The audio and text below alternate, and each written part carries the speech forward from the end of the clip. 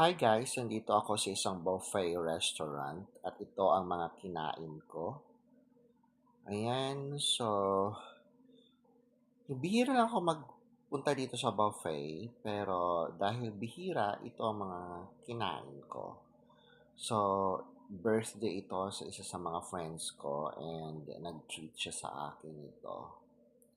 So, I use chopsticks kasi kahit papaano marunong na naman ako gumamit ng chopsticks, kaya lang hindi ako gano'n bihasa sa paggamit nito.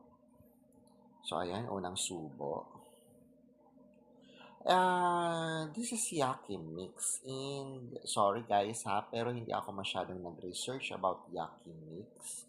Kung yun ba ay Korean food or Japanese food. And of course, this is not a Chinese restaurant. Or maybe some, pero di ako sure. This is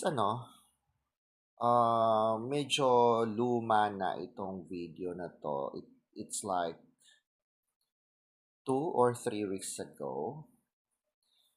Dahil hindi ako masyadong kumakain like before. Kita nyo naman sa aking mga unang vlogs way back 2 or 3 years ago. Hindi na ako palakain ng marami dahil nga magda-diet ako or may mga magpagkain talaga na bawal kung kainin. Pero okay na ako, kaya lang gusto ko i-continue yung mga food na hindi ko dapat kinakain. What I mean to say is I don't want to go back to the old lifestyle na ginagawa ko before. So, as much as possible, kontrolado na yung mga food na kinakain ko. Like, less sugar, less carbo, basta. At hindi na rin ako dapat umiinom ng beer, wine, or kung ano man uri ng liquor dyan. So, as much as possible, binabawasan ko na yon. Kahit soft drinks, hindi na rin ako umiinom ng soft drinks. Fast food, yeah, pero kontrolado na rin. Not all food sa mga fast food ay dapat kinakain ko. And kita nyo naman sa aking katawan ngayon, talagang ang laki ng ibinawas ng timbang ko.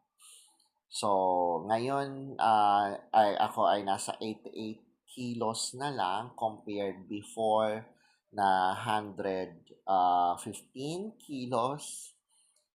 So, yon. Kung napanood yun yung mga dati kong vlog, I was admitted at the hospital due to my gallstone at tinanggalan na rin ako ng gallbladder dahil nagkaroon ng, parang na-infect. I don't know. Basta kailangan tanggalin dahil sa bato na bumara sa aking bile. Parang something like that. So, kaya bihira na rin ako pumunta sa mga buffet restaurant talaga. Hindi katulad dati na halos lahat ng buffet ay kailangan buwan-buwan at least once or twice a month ako with friends pumupunta sa mga buffet.